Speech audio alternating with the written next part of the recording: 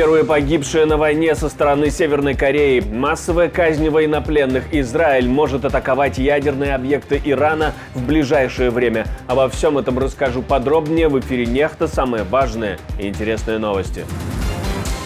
Куда дальше двинутся оккупанты? Разведка предполагает, какой город станет следующей целью. Масштабирование войны на Ближнем Востоке. США думает, а Израиль ничего не обещает. В Белый дом вернется Дональд Трамп, скорее всего, можно будет ожидать витка эскалации на Ближнем Востоке. Украинская прокуратура фиксирует новое нарушение международных законів і конвенцій масової казні. І наразі ми вже маємо інформацію щодо загибелі 93 наших бійців. Спасибо, что смотрите, спасибо за доверие. Не забывайте про лайки и комментарии, не забывайте подписываться на канал, все это очень важно. Поехали. Северная Корея вступает в войну. В результате удара по российскому военному объекту под Донецком ликвидировано 20 оккупантов, среди которых были 6 офицеров из КНДР, прибывших якобы для участия в совещании. 3 северокорейских офицеров получили ранения. Перед атакой российские военные показывали северокорейцам, как подготовлен личный состав для наступательных операций. В 2023 году украинская разведка сообщила о прибытии небольшого военного контингента из КНДР на оккупированные Россией территории, включая инженерные подразделения. Также южнокорейский чиновник заявил, что Северная Корея отправила в Россию более миллиона артиллерийских снарядов с момента начала поставок в августе. Всего состоялось около 10 отправок. Этих боеприпасов должно хватить примерно на 2 месяца обстрелов. Про официальное подтверждение участия КНДР в войне в Украине, и не только в качестве инструкторов, но и непосредственно на оккупированной территории, мы поговорили с экспертом в международных отношениях, специализирующейся именно на этом регионе, с Алиной Гриценко. КНДР за счет России пытается реализовать свои национальные интересы. Делает это в разных вообще сферах, в разных плоскостях и в экономическом в том числе, потому что торговля вооружениями, то, что КНДР поставляет России, тут все то вооружение, которое потом используется против Украины на фронте, в обмен на это Северная Корея получает не только там валюту, не только финансы, но и гуманитарную помощь, и энергоресурсы, и продовольственную помощь. Сейчас ситуация гуманитарная в Северной Корее далеко не наилучшая. То есть там есть разные данные, понятное дело, что их там как-то проверить, верифицировать очень сложно, но из того, что мы знаем, там очень сложная ситуация именно с продовольствием. Пока что там нет голода, но очень высокий уровень недоедания среди населения и так далее. Плюс для Кореи, для Северной Кореи Россия это возможность хотя бы чуть-чуть, хотя бы на какой-то процент, но снизить зависимость от Китая, которая космическая на самом деле. В том, что касается военного контекста, то да, тут Северная Корея, во-первых, в реальных условиях на поле боя может испытать вооружение, которое они сами разрабатывают, потому что в Северной Корее страдают паранойей и готовятся к настоящей войне на Корейском полуострове. У них вот есть вот эта мания и страх, что проклятые вокруг империалисты, враги, в частности США с Южной Кореей, готовят интервенцию против Пхеньяна, чтобы повалить режим Кимов. По данным Bloomberg, от продажи оружия Северная Корея могла заработать сотни или даже миллиарды долларов, обладая одним из крупнейших запасов артиллерийских снарядов и ракет в мире. Силы обороны Украины официально подтвердили выход из Угледара. Туда даже приезжал террорист из Донецка Денис Пушилин. Будут ли оккупанты двигаться дальше? И если будут, то куда? Этим вопросом задаются и в британской разведке. Там считают, что есть высокая вероятность того, что они продолжат наступление на соседние населенные пункты. Вероятно, российские войска попытаются продолжить наступление в ближайшие недели. На западе одной из вероятных целей является Великая Новоселка в сторону Запорожья по шоссе Т-0509.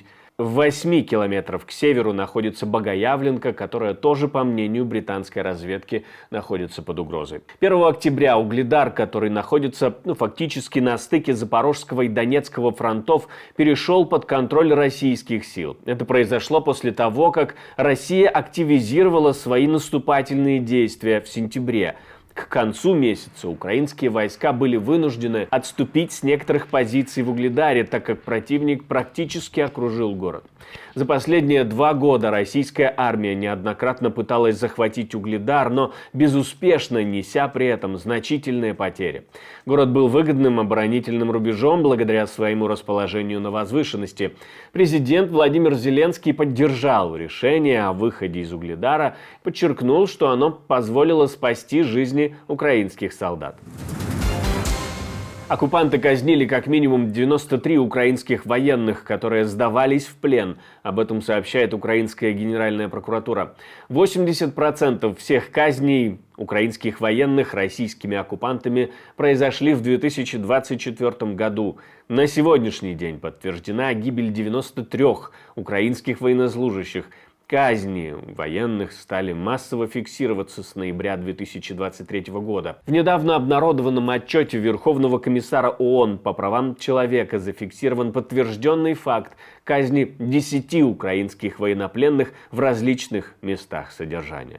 Ми відразу з Головним слідчим управлінням Служби безпеки України зареєстрували ще одне провадження. І наразі ми вже маємо інформацію щодо загибелі 93 наших бійців, які були страчені саме на полі бою. І що важливо зазначити, що десь 80% всіх страт відбулися саме в цьому році, що говорить про таке серйозне збільшення цих випадків у 2024 році. Зеленский повезет план победы в Рамштайн. 12 октября состоится юбилейная 25-я встреча в формате Рамштайн на американской авиабазе в Германии. В ходе этого мероприятия Украина планирует представить своим международным партнерам стратегический план победы. Президент Украины подчеркнул, что встреча пройдет на уровне лидеров, и это будет важная возможность для представления всеобъемлющего плана победы тем странам, которые оказывают реальную поддержку. План победы предусматривает необходимое усиление Украины. Уже начали обсуждения с США как лидером поддержки. Привлекаем всех партнеров. По словам президента, у Украины есть четкая стратегия, направленная на достижение мира через силу. Эта встреча будет ключевой для обсуждения дальнейших шагов, которые приблизят справедливое окончание войны на украинских условиях. У президента США нет ответа на то, какой будет месть Израиля за иранский массированный обстрел. Джо Байден заявил, что Израилю не следует наносить удары по нефтяным объектам Ирана в ответ на массированный баллистический удар, произошедший 1 октября. Израильтяне еще не решили, что они собираются делать в плане удара. Это обсуждается. Если бы я был на их месте, я бы думал о других альтернативах, нежели нанесение ударов по нефтяным месторождениям. Думаю, Биби должен помнить об этом. Как сообщает The New York Times, Байден, отвечая на вопрос о том, готов ли премьер-министр Биньямин Нетаньяху отказаться от дипломатических усилий по прекращению огня в Ливане и секторе Газа, подчеркнул, что его поддержка Израиля является наивысшей среди всех американских президентов. Он также добавил, что его администрация рассматривает возможность введения дополнительных санкций против Ирана и продолжает обсуждать с командой Нетаньяху, какие меры могут быть предприняты Израилем в ответ на текущую ситуацию. Мы поговорили о неуверенности Белого дома и о вероятности масштабирования конфликта на Ближнем Востоке, вероятности таки перерастания в большую войну с экспертом, которая внимательно следит за всеми событиями в регионе, с Алиной Гриценко. Сейчас есть такой небольшой промежуток времени до выборов в Соединенных Штатах и до, по сути, 20 января, до инаугурации, когда можно еще дипломатичным путем разрешить определенные нюансы, отдельные какие-то моменты, потому что в случае, если в Белый дом вернется Дональд Трамп, скорее всего, можно будет ожидать витка эскалации на Ближнем Востоке. С другой стороны, сейчас в Израиле среди общественности, да, там была небольшая эйфория после смерти главы Хезболлы, Аль-Насраллы, был какой-то такой подъем патриотизма, но есть все равно консенсус по поводу того, что нужно договариваться, нужно возвращать заложников в конце концов. И, скорее всего, к этому вопросу чуть позже вернуться, когда эта волна эйфории немножко спадет. Иран, с другой стороны, администрация нового президента Пезешкияна уже дает вполне однозначные намеки, даже не намеки, уже прямо говорит о том, что хотела бы договариваться с Западом. В частности, о том, чтобы ослабить санкционный режим, потому что Ирану надо как-то выживать, торговать. Понятно, что это делается сейчас за счет России либо Китая. К слову, Израиль не предоставил администрации президента США Джо Байдена никаких гарантий, что не будет наносить удары по ядерным объектам Ирана в ответ на массированную атаку баллистическими ракетами 1 октября. Если ответные действия и произойдут, то, скорее всего, до или после 7 октября. Как отметил один из высокопоставленных представителей Госдепартамента США в интервью CNN, на данный момент трудно предсказать, не решится ли Израиль на ответные действия именно в годовщину нападения Хамас 7 октября. Мы надеемся, что будут проявлены сдержанность и разумность, но, как вы знаете, никаких гарантий в этом вопросе нет. Что касается конкретной даты, годовщины нападения Хамас на Израиль, то, по мнению Госдепартамента, если Тель-Авив и решит нанести удар, то, вероятнее, это произойдет до или после этой даты, чтобы не отвлекать внимание от памятного дня и его трагической значимости. Как получить джекпот, не выходя из комнаты? Адам Кадыров попал в Книгу рекордов России, став самым молодым руководителем службы безопасности глав региона. Помимо этого, ему вручили медаль за вклад в продвижение Книги рекордов России.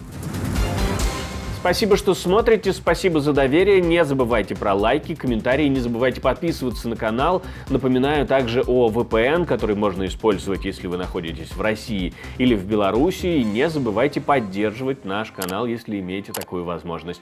Но у меня на этом все. До встречи и хороших вам новостей.